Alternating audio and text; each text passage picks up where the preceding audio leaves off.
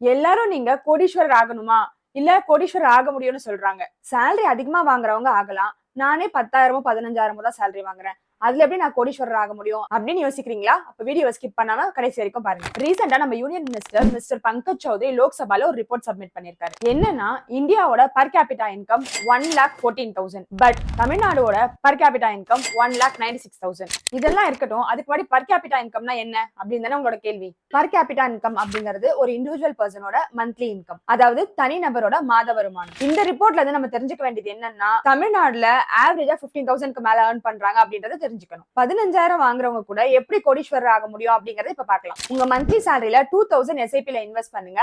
Every year உங்க salary increase ஆகும்போது ஒரு 10% ஸ்டெப் அப் பண்ணுங்க. with 15% assumed returnsல 25 இயர்ஸ்ல உங்க கையில 1 crore 15 lakhs இருக்கும். வாரம் 500 ரூபாய் நீங்க செலவு பண்றதை எடுத்து வச்சாலே நீங்க இந்த 1 crore அச்சீவ் பண்ண முடியும். நீங்களும் கோடீஸ்வரர் ஆகணும்னு நினைச்சா கமெண்ட்ல crore பத்தின்னு டைப் பண்ணுங்க. உங்களுக்கான பிளானை நாங்க சொல்றோம்.